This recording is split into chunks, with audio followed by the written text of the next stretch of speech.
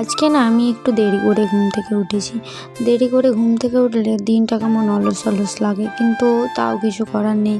ঘুম থেকে দেরি করে উঠে পড়েছি, কারণ আমার বেটু আজকে অনেকক্ষণ পর্যন্ত ঘুমিয়েছিল, মানে ভোরে উঠেছিল কিন্তু আবার ঘুমিয়ে পড়েছিল, দিয়ে করে 8টার সময় উঠেছে। তো আমিও বেটুর সঙ্গে ঘুমিয়ে পড়েছিলাম, তখন 8টার সময় উঠেছি।